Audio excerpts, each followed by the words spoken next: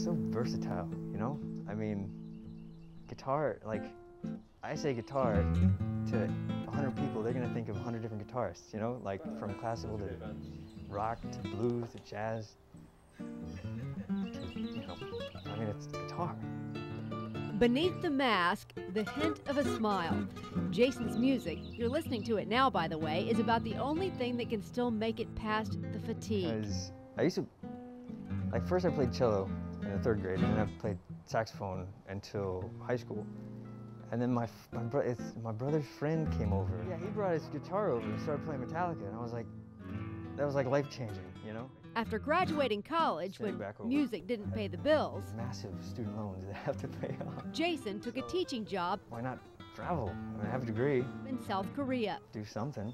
And I found that in South Korea, they really need English teachers. The country, with its rich culture and fascinating history, also helped him find a new authenticity in his music.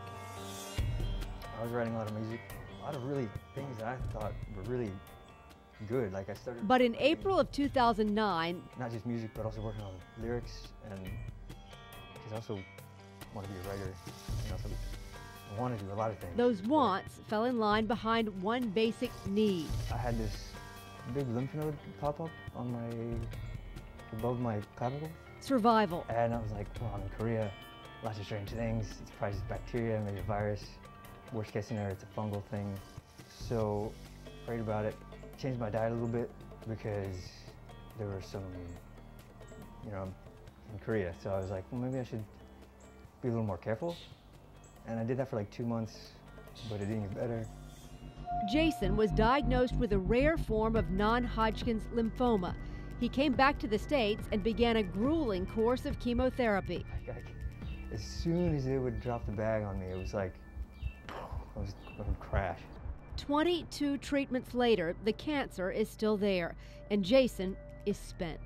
Partly because I'm tired. Tired both physically and mentally.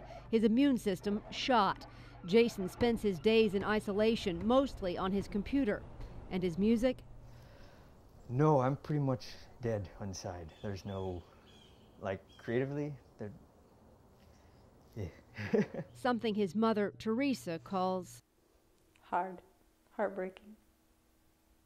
Talk about that. Can't.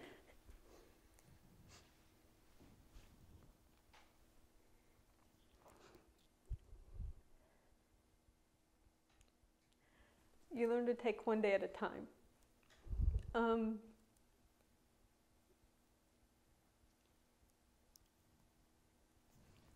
You're there for the good days and the bad days. You look for that spark, you know, whenever he smiles, because in a lot of ways it feels like that smile is gone. I just want that smile back. Jhayssonn is down to the last chemo treatments available. His only hope for survival rests on the shoulders and in the stem cells of his big brother Matthew, a soldier in the U.S. Army. Oh, he is the donor. He's a 16-16 match. And that was a blessing in itself, because from what we understood, siblings generally are not really good matches. Only 25% of siblings match. Yeah. Only 25%. And he's a perfect match. This is the two brothers when Matthew was just back from Afghanistan. Yeah. And it's weird because when they were younger, people used to mistake them as twins when they were separated. You know, when they met each one individually, they'd say, well, you guys look a lot alike. And it was just really weird to find out later how alike they really are, and how important that has become in Jhaysson's healing. Because without Matthew as a donor, we'd be looking all over the world for a donor that might or might not be a good match. So genetically, it's just, you know, for me, that was just another sign that, you know, God's hand is on this. I just wish that, you know, we could do something about the political nonsense. Yeah. The political nonsense Ron Pathek is referring to could cost Jhayssonn his life. Uninsured, he's had to rely on Medicaid for his treatments. Everything was approved for the transplant, and then at the last moment, a bombshell worse than any chemo. And a week before Christmas, we hear from Medicaid, from the people actually at Shands who came to us and said, you don't have enough inpatient days available to do the transplant.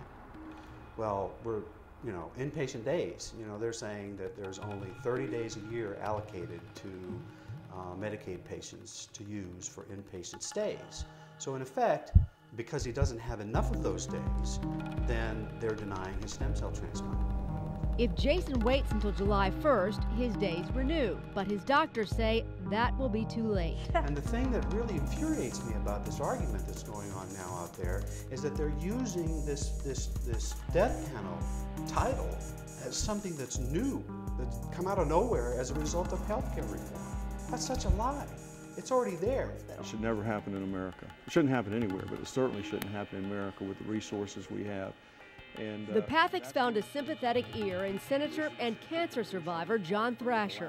After a month's worth of work from Thrasher's office and a spotlight on the issue from us in the media, Medicaid agreed to extend Jhayssonn's hospital days. Obviously, this man was very, very articulate. He was very aggressive. Yeah.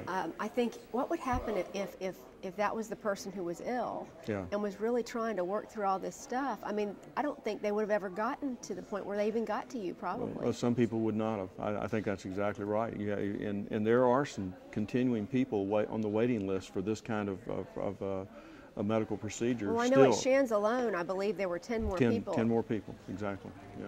And Thrasher says he will work to help those 10 as well. Jhayssonn's family, while grateful, has been here before. They've come close, only to have a last-minute glitch. Their only alternative is to raise money to cover the costs, something they will still try to do. Any monies not used for Jhayssonn's care, they will donate to those other 10 patients. But they insist there should not be a price tag on their son's life, or anyone else's. Because your children always look for you to help them, to provide. Well, This is beyond anything we could help or provide. That's why we thought you had a system like Medicaid that kicks in, that helps you. Well, finish the job. For now, for Jhayssonn, it appears the job will be finished. And when it is, Teresa hopes her son can get back to being her son again. There's a lot of moments in my head where I'm like, I'm not a statistic. I am not some trial or some group of people with this. And the music an individual can return to their lives. I'm not my disease. Yeah. I'm me. Yeah. That is excellent. That's about summed it up.